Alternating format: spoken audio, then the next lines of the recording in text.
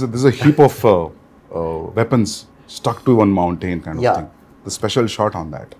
So, is it too much of a reveal if you talk about that? No, I mean it's not a big reveal, but there's a lot which we've placed a lot of the story on that as well.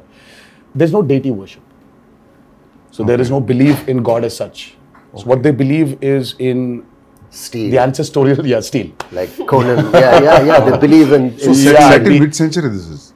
This, have you said what time it is? No, 80s and 90s. 80s and 90s. This is set in, I mean like a little bit of the early 80s and the early 90s or the late 90s. Okay. So it's an 80s and 90s. But a very remote place. But a very remote place where, I mean, I see there are a lot of villages still, especially in South India also, I think it's there in North as well, that they don't worship a god as such. So there are, in Telugu we call them Grama Devatalu. Yeah. In Hindi, Gram Devata. Yeah.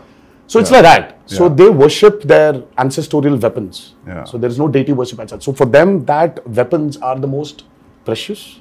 Okay.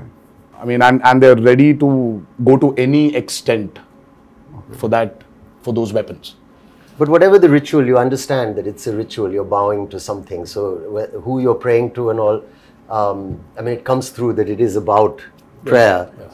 And like a kind of tribal group, people will connect emotionally to everything that they're going through because the basic drive is the same, whether it's greed or it's power or whether it's, wanting to be the strongest or to control it. In that sense, to give an example of another film, even a film like Apocalypto, sounded like an alien setup, but then when you saw it, it's just like looking at people next door also. Yeah, exactly. So connection is there. Rooted, But it's a very interesting visual. The costumes that we wore, the clothes were really basic, and it's almost like tribal pirates, in a way. Exactly. This movie. So it's got its own universe, which is always nice. The kind of visual palette and your production designs, Abu Sir, and you really presented something that looks stylish and watchable in terms of visually. And at the same time, emotionally, it's got the strongest score ever because it's about all these basic emotions like fear and power and revenge. And, I think today audiences, they're liking when you actually take them into a very fictitious world. Because the theatres, right? Yeah. The lights go out. And and then you're in that world and you don't want to come out. So it's, I think it's like, if you actually relate to Batman, Gotham is nothing but downtown Chicago.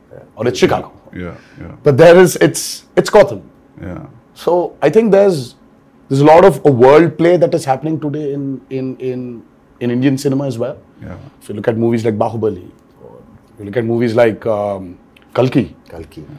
And in a way, even if you look at Animal, so though there are characters which are around us, but after a point of time in that film, you're just with Ran Vijay. You're just in his family. You're sitting in that room, in his house. So you just alienate people away from the present atmosphere and just take them into this fictitious world. So I think that's 15 minutes into Devara.